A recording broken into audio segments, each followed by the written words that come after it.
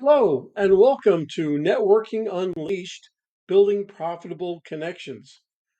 Welcome to the show. I'm your host, Michael Forman, and you're listening to the podcast where networking is more than just awkward handshakes and bad coffee. It's an art and a talent. But here's the twist it's an art and a talent you can actually learn from. Yes, even if you're a person hiding in the corner at every event pretending to check emails. Networking isn't just a nice skill to have, it's a game changer. When you get good at it, you'll wonder why you didn't start sooner. More connections, more opportunities, more profits. It's like unlocking the cheat code for life. So whether you're the life of the party or let me just stay in the corner type, we've got something for you. So stick around. Let's turn those awkward small talk moments into big. Now, I would like to introduce my guest. His name is Eric Eden, and Eric has been a chief marketing officer for 20 years and has always worked with growth companies. He has his own startup called Workverse, which is focused on better business networking and is the host of the Remarkable Marketing podcast. Eric, hi, how you doing? What's going on? Doing great. Thanks for having me on the show. Glad to be here. Great. I'm so glad that I have you because you've got loads of experience in networking, communications, and you really tell it like it is. So let's just start off with what was your journey and how you made it to now? Yeah, absolutely. So I've had the privilege of getting to work in tech marketing for 25 years. I'm very old, older than Google, older than the internet. And a big part of that journey has been building a network. So like I was on LinkedIn when it first started way back in, 2005, and I've built up like 10,000 connections. Plus I have been big in events. I worked for an event software company for 10 years as the head of marketing. So I've been to events all over the world and, learned best practices for in person event networking. And I think that I've worked for web based software companies, software as a service for the last, 10 years or so, 10, 15 years or so. And I've really loved it.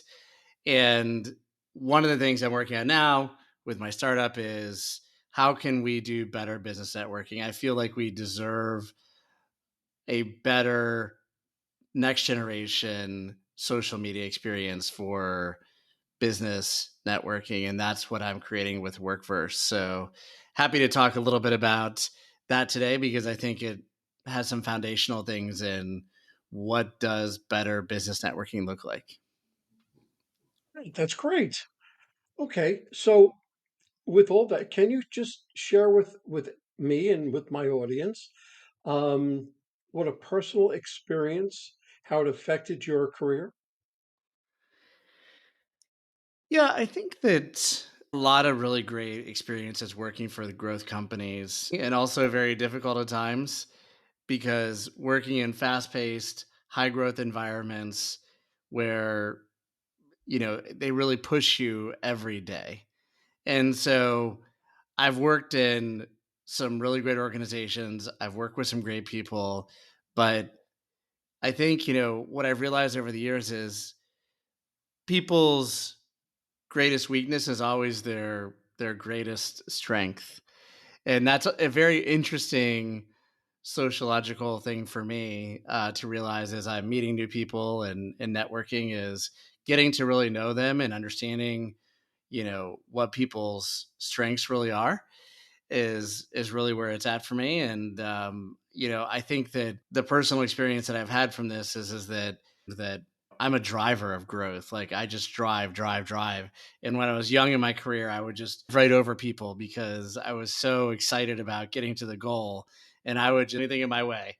And that was, but also a negative. So that's what I sort of mean by, the biggest thing I've learned is that you have to sort of, even with yourself, manage your greatest strength and your greatest weakness together. And so I think I've personally made some progress on that. And I've also just noticed this dynamic in other people, how they work on their strengths and weaknesses. And it's just really interesting sociological thing to. You hit on something big.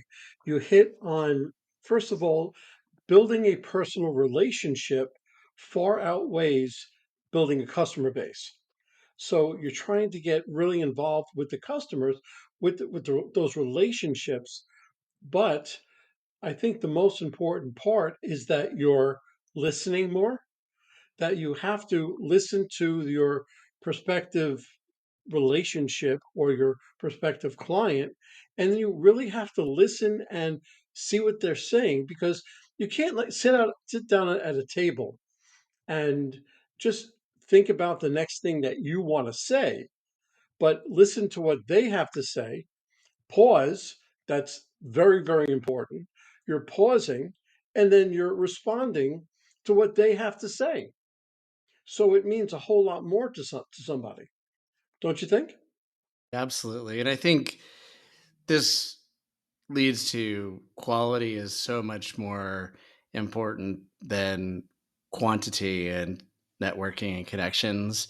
When I've gone to events and people said, "How many business cards did you come back with?" I'm like, it's not about the number, it's about the quality of the connection you had within people. And is that really going to turn into a relationship, or just, you know, free tchotchkes you got, like t-shirts and coffee mugs like that you'll never use again?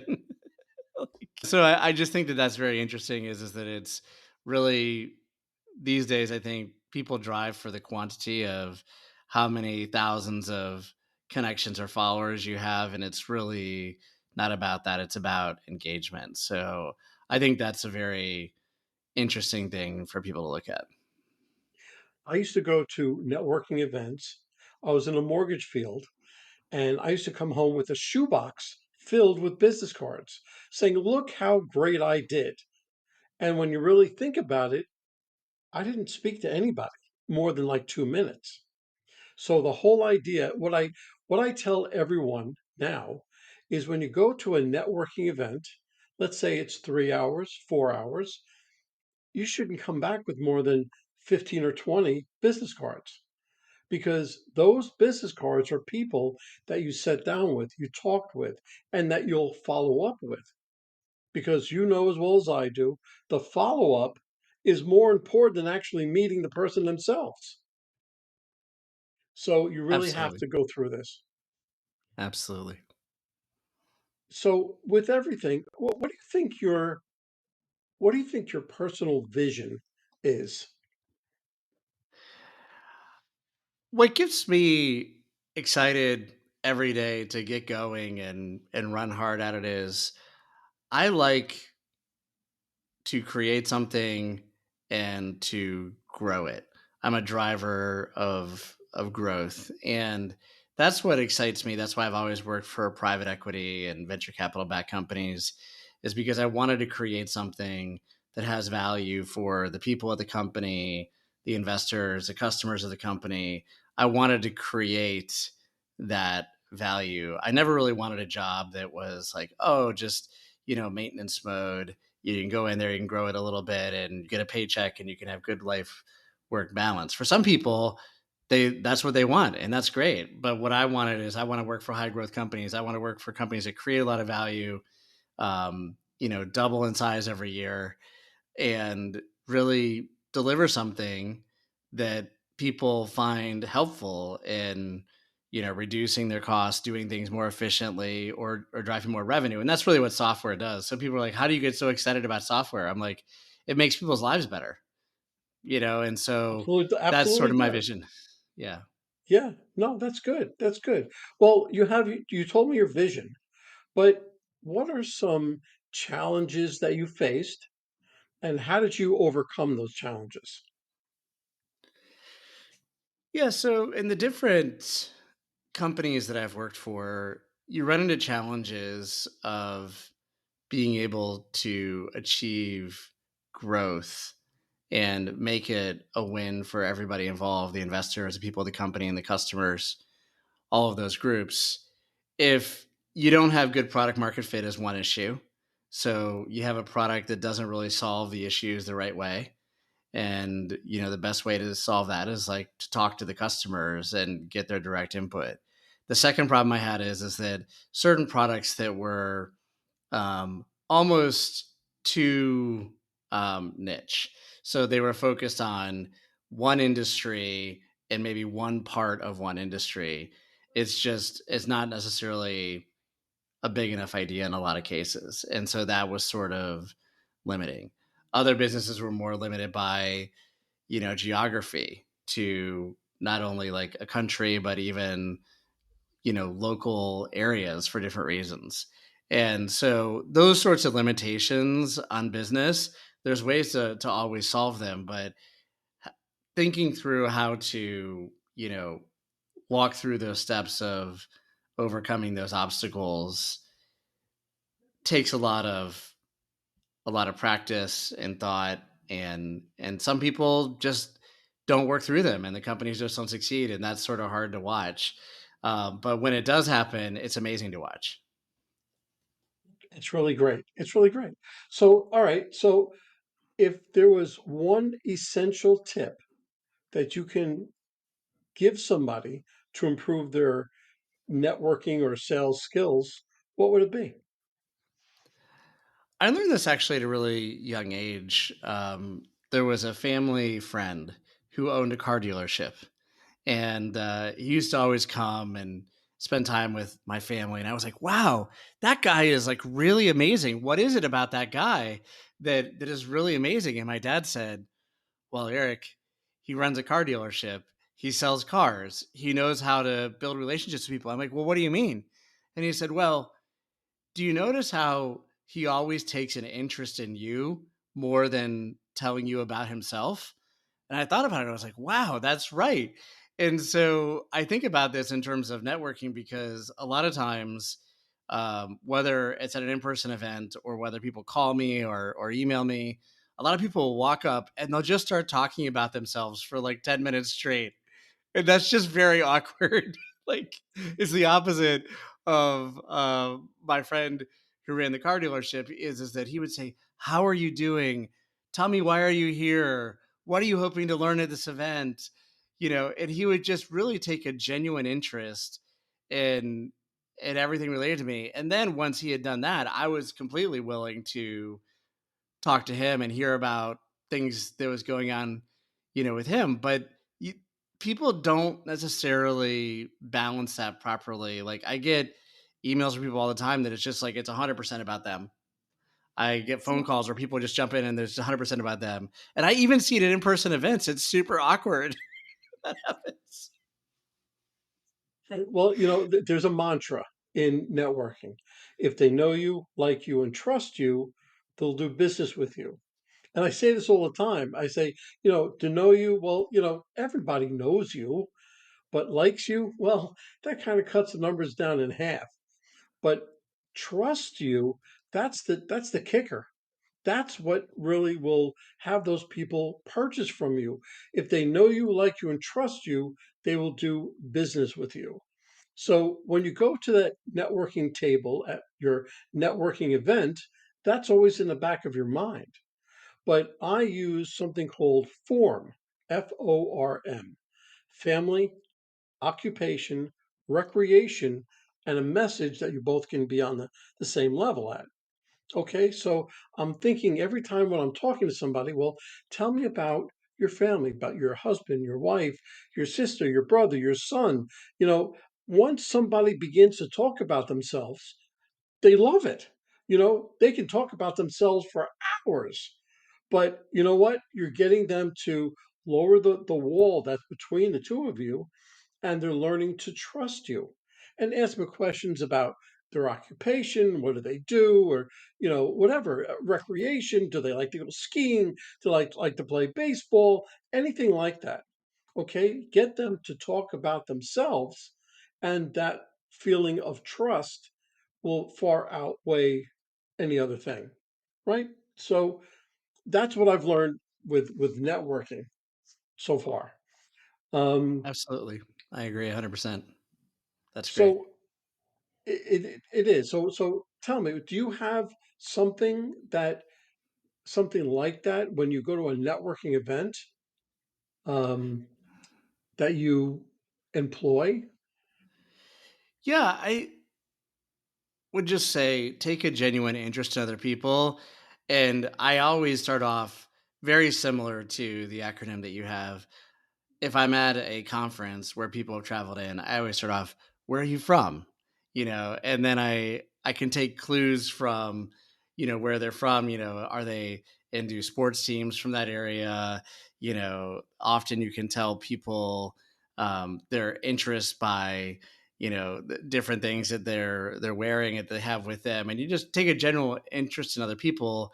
And it's fascinating that if you get into the conversations like you were just saying and you let people talk about themselves for a majority of the conversation, when those people walk away from the conversation, they're like, the other person's like, wow, that was an amazing conversation because people love to hear themselves talk about themselves. Whereas if the ratio is flipped, if you went in and talked 80, 90, 100% about just yourself, people be like, that was a terrible conversation. So that's sort of my formula is like, let the other person do the majority of the talking, not to the extreme where it's awkward, but I think you don't want to be like questioning people, just asking question, question, question, but having a good natural conversation. And I think the real art form of that is like just taking a genuine interest. People can tell when you're genuinely interested or when you're just like trying to, say something. Like if you bring up things like the weather, that's not super helpful. Right, right. Well, I always inject humor into everything that I do. And when you have somebody who is not funny and they're injecting humor, they can always tell when you're forcing the humor to come out because you're like, that really wasn't that funny, so I'm going to walk over this way. So you really have to be careful with what you say and how you do it. But you're right, let them talk about themselves. And I think the conversation will go in the direction which you would like it to. Um, with everything that you've said, what's your favorite marketing tactic? My favorite marketing tactic is really if I want people to spend time with me, then there needs to be an offer of value for them. And this is also my biggest pet peeve is when people ask me for my time and they're not really offering me any value because I place a value on my time. And most other people do too. So if someone comes to me and says, for example, hey Eric, we will do a assessment of your website with no obligation on your part. Would you would you take 20 minutes to hear the result of the analysis that we did? I'd be like, yeah, I'm interested because there's value in that for me. They've made me an offer. They're going to give me some insights. I may or may not do anything with those insights, but they're made an offer. What I really hate is when people are just like, hey, can you just give me like 30 minutes of your time? And I'm like, no, like No. my time is like $400 an hour. So like, why would I just give you 30 minutes so you can sell me something? No. So I think having a valuable offer for people, it can be content, it can be like a analysis that you give to someone on a complimentary basis. It can be some value that they would get from it specific to the use case of what you're selling. It can be related to what you're doing. You don't have to do things that are unrelated, but walk into it and give other people value and don't require a commitment out of them to get it. That always works 100% of the times I've done that sort of marketing campaign and program. Okay. So give me one takeaway that anybody who's listening that they can use today or tomorrow that they're going out? What's one takeaway that they can use right away? I think the takeaway is be clear about who you want to serve as a customer and find out how you can give them some value before you enter into a formal relationship where they're paying you. And if you can figure out something that would be truly valuable to the customer you want and you can offer that to them, your conversion rates on networking and selling will go through the roof. Absolutely. Absolutely. I always felt that you have to find what their problem is. You have to find, because whenever we go to a networking event, they're selling something, doing something, that is the problem. And what you have to do is offer a solution to the problem. And then everything will happen almost immediately. So it's a matter of you getting to that point of offering what you can offer. You can have a solution to their problem, whatever it may be at the time, and it would go far. Absolutely.